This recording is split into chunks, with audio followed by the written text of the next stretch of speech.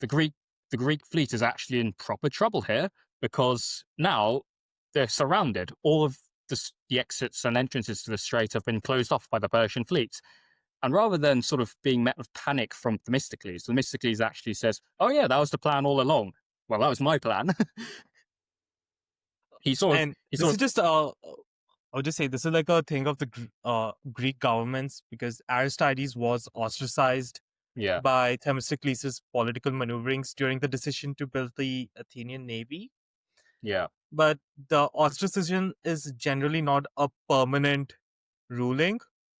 You're not allowed to be in the city's area for 10 yeah, years, yeah, and then you're free to return, or if the government recalls you, which is what kind of happened to Aristides right yeah, now. Just yeah, one. yeah. Prior to the invasion, the Athenian Assembly had actually passed a decree welcoming back all the exiles, because obviously they need all the fighting men they can get. And Themistocles basically says, "Yeah, well, it's my plan all along, and yeah, if you can sort of play along with this and let Eurybiades know, because if I tell Eurybiades that the Persian fleet has surrounded us, he might think that I might have something to do with this. It might come a bit better coming from you, the person whose epithet is literally the just. He's a certified good person." Sealed Aristides and sort of, official, right?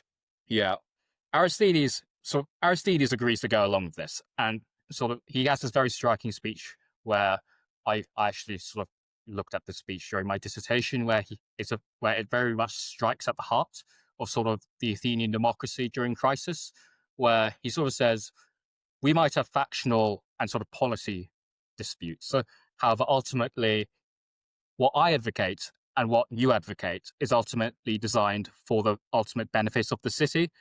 And both of us, even though we're from opposing factions and even from opposing social strata, where Themistocles is very much from an obscure family, Aristides is very much from a noble family, they're still united in common cause, which is defend the city of Athens and defend Athenian democracy." And so So he this should says, almost be an equivalent of, Marius and Sulla providing a unified front. yeah. So I know I joke a lot about Greek infighting and Athenian political infighting. However, when it push comes to shove, the Greeks actually have moments where they stick together, and the fact that you have all of this chaos that usually ensues when Greeks try to work together, but also these small moments where they actually do successfully work together and put their differences aside, it only makes these small moments a bit more precious. Quality Aristides over goes, quantity, I guess. yeah. Aristides goes to Eurybiades and tells him everything that happened. Eurybiades takes it pretty well, and all Peloponnesian captains take it pretty well, all things considered, considering the fact that they've just learned that they've been surrounded.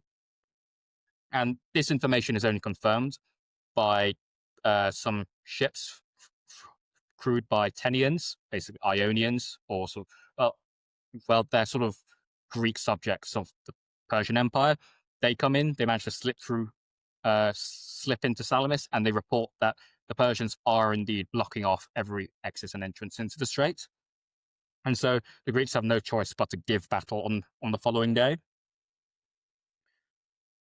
Which leads us Maybe we to should. I was saying maybe we should get to the forces composition of the Greeks, yeah, but and the Achaemenid navy as well. But before yeah, that, let's discuss about a bit about naval tactics in antiquity, because it's pretty important. Um, so as you can see, this is the image we have up of the trireme, which is the standard warship of the time, and the tactic is just the art of ramming with speed, which is why you have an insane number of rowers. As you can see, the trireme is yeah, three banks of rowers, hence the name. And if you can see on the front, near the eyes, is a big metal prow, which is you just want to go cut the guy's teeth and smash him at speed, and let the guy sink, yeah, and maybe also destroy a few oars. yeah.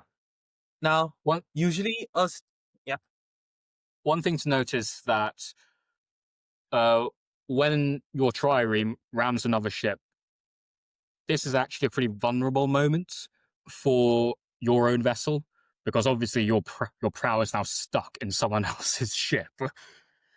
So this leaves you open to getting rammed by enemy ships, which makes it Yeah, it takes really a bit of very, time. yeah, it makes it very important that all of your ships are able to support each other in a line. And so if your ship gets rammed, the ship next to you can ram the ship that's ramming you, and vice versa. And so it's important that all the ships are able to support each other. And triremes will also have complements of marines and peltasts who are sort of throwing projectiles and missiles at the enemy crews. So it's also important that all of them are also within range and firing support as well. And the ratio of the crew is overwhelmingly rowers. We are talking about a standard trireme having a total crew of around 200 sailors and marines, out of which literally 170 or so are just going to be the guys who are rowing the ship, and 30 will be split.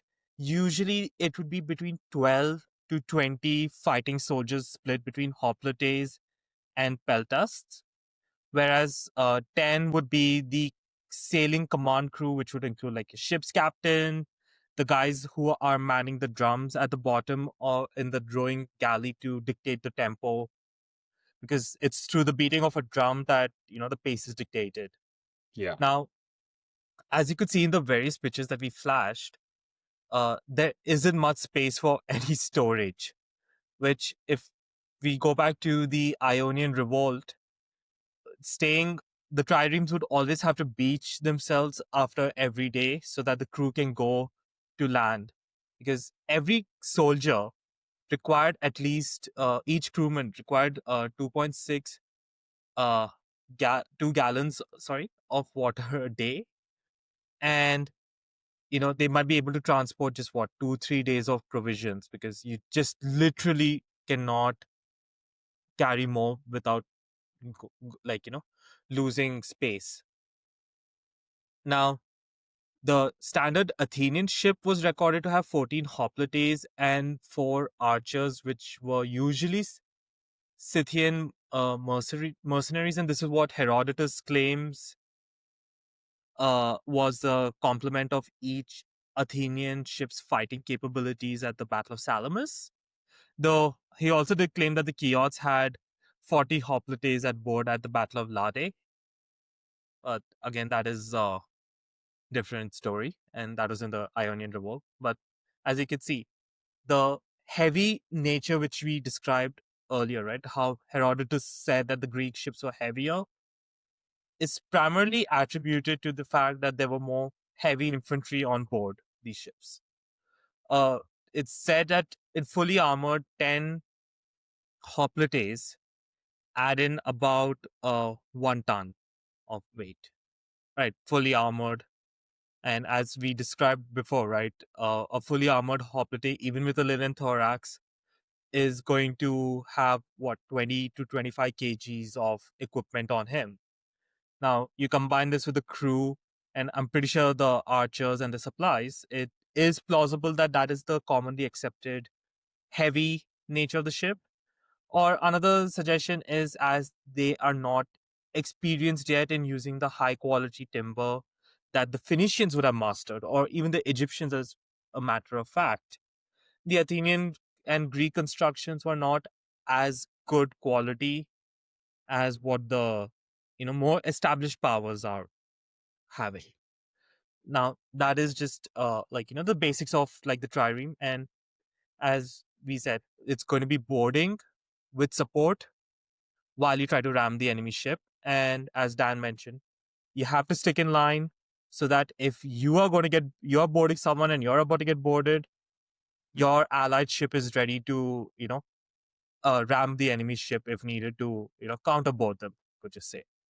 This is going to be the primary tactic. Or as I think at times they also would try to cut across the rowers Yeah. between the ships, not ramming them, but just try to go and shear off the oars, sorry. And not only is it going to cause crippling injuries to the oarsmen, it is also going to destroy the propulsion system practically for any ship of antiquity. Now, I'm going to get into the discussion of the forces. Let's start with the Greek fleet. According to Herodotus, it is around 371 to 378 triremes that were engaged in the fight. And they come from over 21 Greek city-states. I'm not going to name all of them, but I'm only going to name the ones which had a sizable contribution to the Allied fleets.